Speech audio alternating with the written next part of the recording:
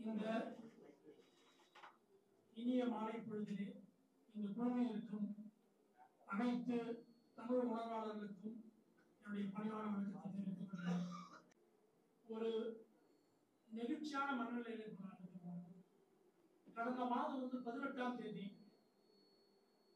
தமிழ்நாடு முதலமைச்சர் மாண்புமிகு அண்ணன் தளபதி அவர்கள் இந்த புத்தகத்தை வெளியிடும் பொழுது என்னுடைய கிட்டத்தட்ட 3 ஆண்டு கடுமையான அந்த உழைப்பு இந்த புத்தகத்தை நான் எழுதிய அந்த உழைப்பை அண்ணன் அவர்கள் தளபதி எவ்வளவு பெருமை பண்ணாரோ அந்த நிகழ்ச்சி நான் எந்த நிலையில இருந்ததோ அது கொஞ்சம் கூட குறையாம இப்போ அண்ணன் சுபவி அவர்களும் அண்ணன் ஒளிவண்ணன் அவர்களும் ஆற்றிய உரையில் எனக்கு அதே மனநிலையில் அந்த திருச்சி அவங்க வெளியிட்ட அந்த அதே மனநிலையில் இருக்கு.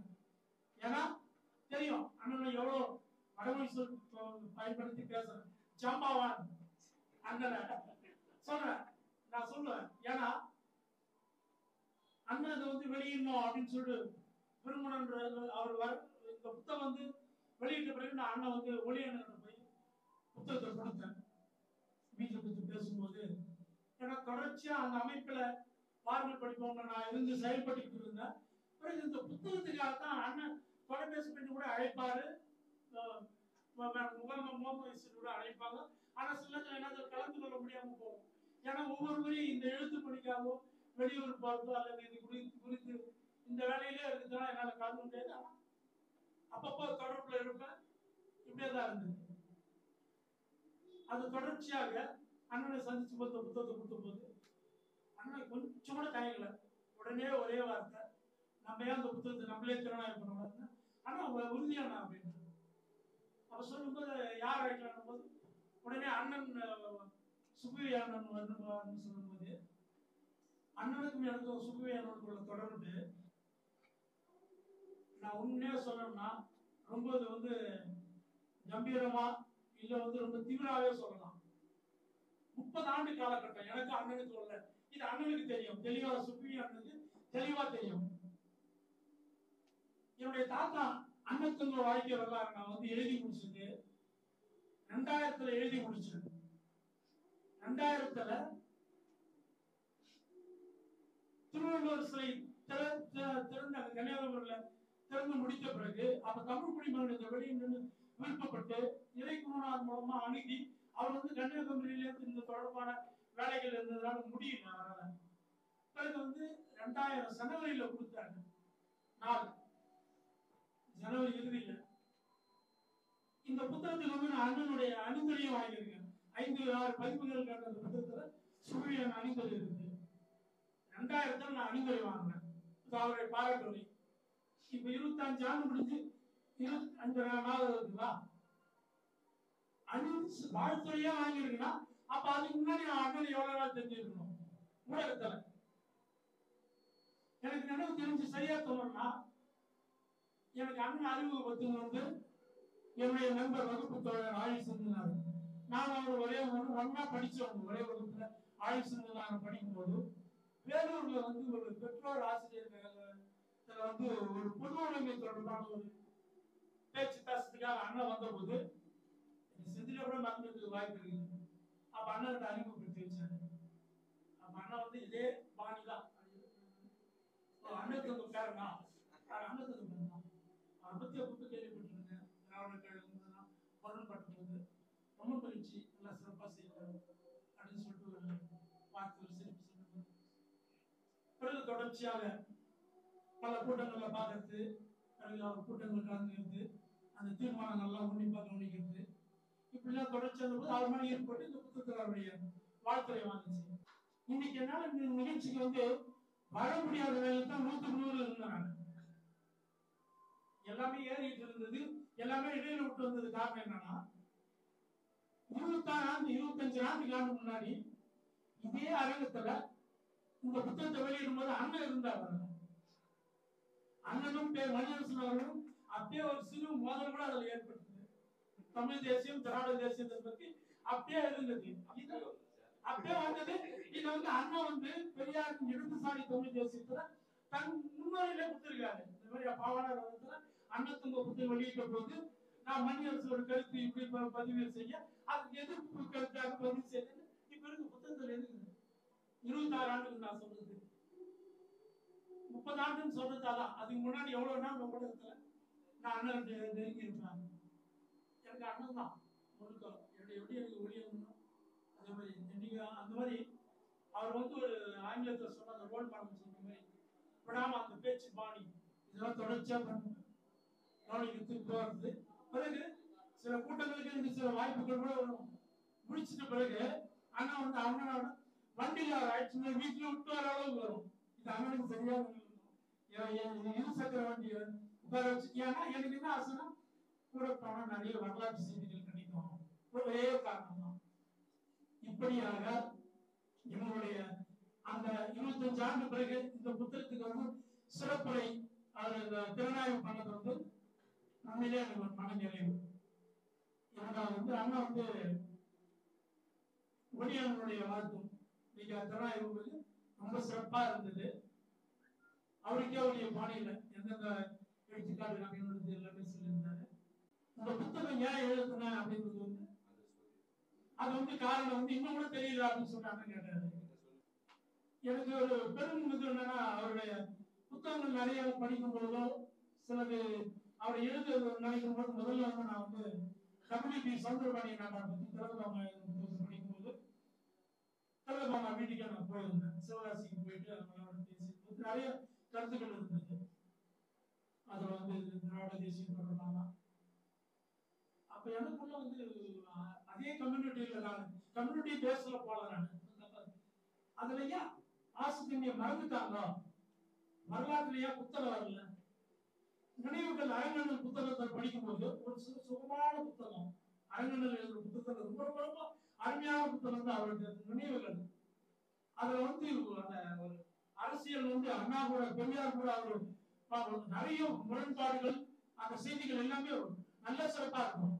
அந்த புத்தகத்தை ஆசிரியரை பத்தி நிறைய செய்திகள் வந்து இது ஏன் வந்து யாரும் ஆவணப்படுத்துறதே ஒரு இது வேற மாதிரி இது பண்ணணும். பிறகு பார்த்தசாரியான புத்தகம் KC ராதாமணியன் புத்தகம் படிச்சுட்டு பிறகு நான் அண்ணாவின் அரசியல் குருன்னு சொல்லிட்டு சண்டையை சொல்ற பி பாலசுப்ரமணிய புத்தகம் ஆனந்த உடனடியாக எழுதும்போது ஐயா நான் திருநாவுக்கரசு புத்தகங்கள் படிக்கும் போது எனக்கு அப்ப எனக்கு வேறு எனக்கு ஊறிடுச்சு. அடுத்து இதை எழுதலாமோ அப்படின்னு சொல்லி ஒரு சிந்தனை போகும்போது பிறகு அந்த நேரத்துல தான் வந்து அவருடைய மகனை சந்திக்கிற எனக்கு நிலைமை வந்தது. அவர் தகவல் அங்க வாடகை கட்டுறதுல புன்னகைன்னு ஒரு பத்திரிகை சௌந்தரபாண்டியன் அவர் பேரும் சௌந்தரபாண்டியன் ஒரு ஆசிரியர் ஐயா வந்து அவருடைய மகன் பேரை வந்து தன் முன்னோடி தலைவரான சௌந்தரபாண்டிய நாட்டார் பேரை வைத்திருக்க வாய்ப்பு. அவரை சந்திச்சு பேசும்போது அவர் வந்து அந்த அளவுக்கு அவங்களுக்குதான் கொள்கை அந்த அளவுக்கு நம்ம அதை வந்து சொல்லக்கூடாது. அவங்க வந்து எல்லாம் வணிக ரீதியா போயிட்டாங்க. ஆனா எங்க அப்பா பெரும் தலைவர், நான் அவர் கூட எல்லாம் போயிருக்கேன், எவ்வளவு கூட பேர் பழகிருக்கேன். ஆனா எனக்கு வந்து அவரை பத்தி எழுதுன்ற ஒரு இது இல்லை. யாருன்னா எழுத சிறப்பா இருக்கும், நீங்க எழுதுங்களா அப்படின்னாரு. எனக்கு அந்த திட்டம் இருக்கு, அதுதான் அவர் போய் பேசுது. எனக்கு என்னன்னா தனி அரசு பத்திரிக்கை எனக்கு வேணும், அதுக்காக தான் போய் அவர் அணுகுனேன். ஆனா அவரு கேட்டா பாருங்க உலகத்துல கொடுமை. அவரு 57 தொடங்கி 1957 தொடங்கி 62 63 வரைக்கும் நாளிதழாவே கட்டினாங்க. தனி அரசு நாளிதழாவே கொஞ்சம் முரசொலியை விட கொஞ்சம் பக்கம் அகலமான பக்கம். நீங்க திடல் எப்படி இருக்குமா அவர்கிட்டே கிடைக்கல. சரி எங்க தேடும் போது சரி திடல்ல பல்கலைக்கழக உலகம் எல்லாத்திலையும் கேட்டு பார்த்துட்டு கிடைக்காத போது இருக்குதுன்னு சொல்லி கோவிந்தன் நூலகம் சொல்லி அதை பார்க்கும்போது இதை அப்பெல்லாம் எழுத ஆரம்பிக்கல. அதுல வந்து சனாதனத்துக்கு எதிராக வர்ணாசிரமத்துக்கு எதிராக அவர் முழங்கி போராடி இருக்காரு. ஆசிரியர் ஒடுக்கப்பட்டவர்களுக்கு தாக்கப்பட்டவர்களுக்கு சமநீதி கிடைக்க வேண்டும், பெண்கள் கல்வி பெற வேண்டும் சொல்லிட்டு அதுல வந்து தலையங்கம் இது அந்த அண்ணாவின் கடிதங்கள் கூட சொல்றாங்க. அதை வலியுறுத்தி வர சில இடங்கள் கூட இருக்கும். குறிப்பா அம்பேத்கரை பத்தி நல்ல ஆதரிச்சு தனி அரசுல இதெல்லாம் வந்து இங்க பார்த்த உடனே உறுதி ஆயிடுச்சு. சரி நம்ம தொகுப்பு குறிப்பா இந்த சனாதனம் வர்ணாசிரம் இந்த ஆதிக்க போக்கு எதிராக அவர் வாழ்ந்த அந்த வரலாற்று பதிவை செய்ய வேண்டும் அப்படின்ற ஒரு காரணத்துக்காக தான் இது எழுத ஆரம்பிச்சது. 2 ஆண்டுகள்ல வாழ்க்கை வரலாறு இந்த பல புத்தகங்கள் அப்படி படிச்சு 3 பாகமாக தொகுப்பு போட்ட அந்த புத்தகத்தை வாழ்க்கை வரலாறு ஓரளவு நான் தொகுத்து பல தலைப்புகள் கொடுத்து பிறந்தது. அவர் பெரியார் தலைமையில தமிழ் திருமணம் புரோகித பிறப்பு திருமணம் பண்ணதெல்லாம் எல்லாமே குறிப்பிட்டு எழுதி முடிச்ச பிறகு 2வது பாகத்துல சட்டமன்ற உரைகளுக்காக நான் வந்து 3-4 இடத்துல அலைய வேண்டியிருந்தது. அறிவாலயத்தில் கிடைக்கக்கூடியது பல தேதிகள் விடுபட்டு ஏன்னா அவங்க வேற முரசொலி கொண்டு போயிடுறாங்க, இல்ல தலைவர் வீட்டுக்கு கொண்டு போயிடுவாரு, தேதி நாள்படி கிடைக்கல. அதனால நான் கனிமரான் சிங்காரான் மூலமா அந்த ஆவணம் மூலமா சொல்லி அங்க போய் முயற்சி பண்ணேன். கொஞ்சம் கிடைச்சிட்டு ஆனா தேதி விட்டு அந்த உரைகள் தேதி ஒண்ணு தொடர்பு இல்லாம இருந்தது. ஆனா அதுல இருக்கிற செய்திகள் எல்லாமே நம்மளுக்கு தமிழர்களுக்கு திராவிடத்துக்கு ஒரு மாபெரும் சொத்தாக இருக்கும் போது வீடு குரல் கொடுத்ததுன்றதுல மாற்றம் இல்லை. ஆனா நம்ம அந்த வரலாற்று சங்கிலின்னு சொல்ற மாதிரி அந்த பேச்சு சங்கிலியை தொடர்ச்சியா கொண்டு போனோம்னு சொல்லிட்டு அது ஒரு 3 மாதம் கடவுளே பண்ணேன். அப்பதான் சட்டமன்ற நூலகத்தில் கிடைக்குதுன்னு தெரிஞ்ச சட்டமன்ற நூலகத்தில் கிடைக்கிறாங்க. தம்பி எழிலன் மூலமா நான் அன்னைக்கு கடிதம் வாங்கி அது போய் அது அந்த சட்டமன்ற நூலகத்தில் போனா ஒரு சட்டமன்ற உறுப்பினர் கடிதம் கொடுக்கணும். அதுதான் மரபு. அத ஒரு மறுபடி கடிதம் கொடுத்து அங்க ஒரு 15 நாள் அதுக்காக நான் பணிபுரிந்து கோயங்கால் குரூப்ல எஸ்பிரஸ் குரூப்ல விற்பனை துறையில எனக்கு நேரம் கிடைக்காட்டாலும் விடாம இதை அப்பப்ப விடுமுறை எடுத்தோம் மாற்றி செஞ்சு போய் அவங்க போய் எவ்வளவு ஜெராக்ஸ் எடுக்க முடியுமோ அந்த அளவுக்கு எடுத்து அவங்க எவ்வளவு ஒத்துழைச்சாங்க.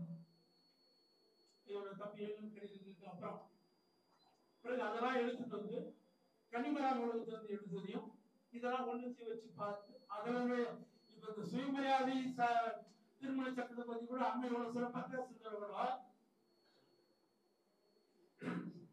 அந்த விடுபட்ட பகுதியில் 2 இடத்துல இருந்து அது திரட்டி வைக்கலாம், ஒரே இடத்துல கிடையாது. அது ஆனா படிக்கும் எல்லாம் ஒன்னா வர மாதிரி வரும். அந்த அளவுக்கு இதுல நிறைய நடைமுறை சிக்கல் நிறைய இருந்தது. ஏன்னா 50 ஆண்டுக்கு முன்னாடி கிட்டத்தட்ட 48 ஆண்டு 49 ஆண்டு அப்படி ஆறு நேரத்துல ஒரு வழியா இந்த அளவுக்கு தொகுத்து முழுமை பண்ற போது இது வெளியிடணும்னு சொல்ல வரும்போது அதுக்கு தாராளமாக முன் வந்தார் அன்பு தோழர் வெளியிடுவார்கள். அவர் புத்தகத்தை பார்த்தாங்க, உள்ள பார்த்தாரு. எனக்கு அவருக்கும் ஒரு 12 ஆண்டு தொடர்பு. எங்க வீட்டுக்குலாம் வருவாங்க. அதை பார்த்தோம்னா உள்ள நல்லா இருக்கு, உள்ளடக்கு நல்லா இருக்கு அவர் போட்டிருக்கான்னு சொல்லிட்டு உடனே புத்தகம் அதிகமாயிடுது. இதுல அவர் நாடாளுமன்றத்தில் பேசினவரே நான் அண்ணனும் சரி இவங்க மேற்கோள் காட்டுவாங்கன்னு நினைச்சாங்க. இல்ல அது நான் சொல்றேன். பார்ப்பனர்கள் இயக்கம் இங்க தமிழ்நாட்டில் நல்ல பீல் கொண்டு செயல்படுது. அத நாடாளுமன்றத்தில் பேசணும் சொல்றாரு. தமிழ்நாட்டுல நாங்க அம்பேத்கர் பெரியாரை ஏத்துக்கணும் சொல்றாரு. அம்பேத்கரை பத்தி அவர் நல்ல நாடாளுமன்ற அதுல ஆவணம் இருக்குது. எதுவுமே நம்ம அதுல அந்த முகவரி கொடுத்துருக்கோம். டிஜிட்டல் லைப்ரரி நம்பர் கொடுத்துருக்காங்க. அதை எடுத்து பார்த்தாலே தெரியும், நம்ம டவுன்லோட் பண்ணிக்கலாம். அம்பேத்கரை பத்தி அந்த காலத்துல அவருக்கு பேசுற சிறப்பா உரை வீரமா உரைக்கிறார். நாங்க அம்பேத்கர் நல்லா ஆதரிக்கிறோம் அப்படின்னு சொல்லி அம்பேத்கர் பெரியார் இந்த மாதிரி ஒடுக்கப்பட்ட தாழ்த்தப்பட்ட பிற்படுத்தப்பட்ட மக்களுக்காக உழைக்கிறாங்கல்ல. இதுக்கு காரணம் வெற்றி பார்ப்பனர் இயக்கம்னு சொல்லிட்டு நீங்க ஒவ்வொரு மாநிலத்திலும் I would request and appeal to all the parliament members to establish non-governmental movement in each respective states வேண்டுகொள்கிறேன். உங்க ஒவ்வொரு மாநிலத்திலும் நீங்களும் பார்ப்பனர் இயக்கத்தை நீங்க தொடங்கி உங்கள் ஒவ்வொரு மாநிலத்திலும் உங்க தேசிய இனத்துக்கு நீங்க குரல் கொடுங்க. அப்பதான் நம்ம உருப்பட முடியும், இல்லாட்டா நம்ம எழுத முடியாது. இதுவும் ஒரு மாநில சுயாட்சி தான். மாநில சுயாட்சி தான் அது. அதுதான் தலைவர் கேட்டு கலைஞர் கேட்டது. இப்போ அந்த தலைவர் என்ன தொடர்ச்சி வலியுறுத்தி இது அவரு இதையும் ஐயா காத்துன்னு செய்ய வாழ்த்துறையில மேற்கொண்டிருக்காரு. இந்த மாதிரி ஒரு நாடாளுமன்ற உரையில் எப்படி பேசுறாரான்றதே எனக்கு தெரிந்தது மிகவும் ஆச்சரியமாக உள்ளது, நிகழ்ச்சியாக உள்ளது. இது பதிவு செய்யத்தக்கது. இந்திய எதிர்ப்பு பேசும்போது கட்டாய மொழியாக்காதீங்கன்னு சொல்லி பேசி இப்படியே நீங்க கட்டாயப்படுத்தீங்கன்னா நம்ம சொன்ன மாதிரி இந்தி பேசும் ஒரு இந்தியா, இந்தி பேசாத இந்தியா உருவாகும் சொல்லும்போது அப்ப மொரார்ஜி தேசாய் சொன்ன பகுதியை அப்படியே நான் கொடுத்துருக்கேன். காரணம் என்னன்னா, இந்த சங்கிங்க எதுக்கு நம்மள பிச்சுக்கு வருவாங்க, தொங்கிக்கு வருவாங்க. என்ன சொன்னா இப்ப சொன்ன மாதிரி ஒரு எடுத்துக்காட்டு சொன்ன மாதிரி அதை சொல்ல வர மெயின் கருத்து, இந்தியா ஒரு நாடே அல்ல. அவர் சொல்ல வர கருத்தான், இந்த மாதிரி கட்டாயப்படுத்தாதீங்க, ஒரு மொழியை கட்டாயப்படுத்தாதீங்க, இது ஒரே நாடு அல்ல அப்படின்னு சொல்லும் போது மொரார்ஜி தேசாய் அவர்கள் பதில் கொடுக்கிறார்.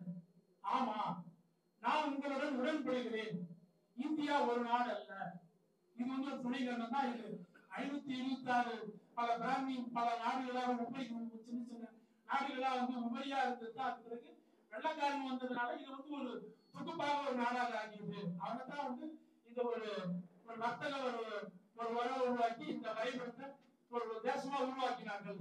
அதுக்கு முன்னாடி ஒரு மொழி கூட சிங்கிள் லாங்குவேஜ் இருந்தது இல்ல.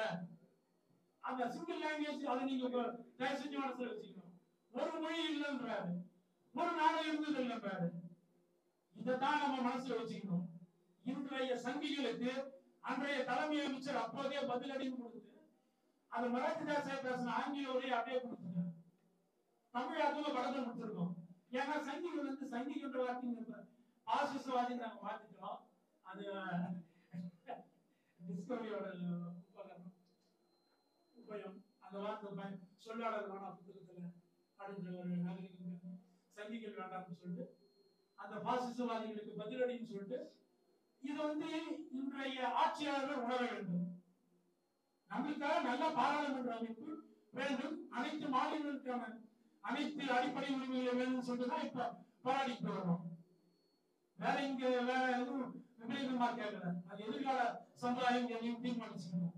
அதை பத்தி எதுவும் பேச்சு இல்லை. நம்மளுக்காக ஒருவான பாராளுமன்றம்னா அப்போ ஒவ்வொரு மாநிலமும் அனைத்து அடிப்படை உரிமைகளும் பெற வேண்டும். கல்வியில தொடங்கி, கல்விதான் இப்ப நம்ம முன்னாடி தலைவலியா இருக்குது. அதைத்தான் இப்ப ஆளுநருக்கும் அனுமதிக்கும் மோதல் தொடர்ந்து நீடிச்சுட்டே வருது. அது அவரு மொரார்ஜி தேசாய் சொன்ன பதில் அடங்கி இருக்குது. இது தயவு செஞ்சு இத ஆய்வாளர்கள் இத வெளியே கொண்டு போகணும், அடுத்த தலைவலி கொண்டு போகணும்.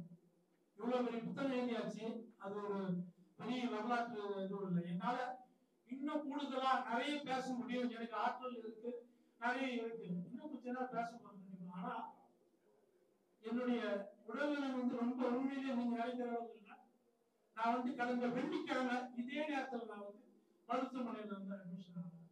கடும் வேற சுகர் பிபி எந்த பிரச்சனைகள் இல்லை, ஒரு செல்லுலாய்டிஸ் அது கடுமையா வீங்கி போய் இப்பதான் முதல்ல தீர்வு நடக்குது.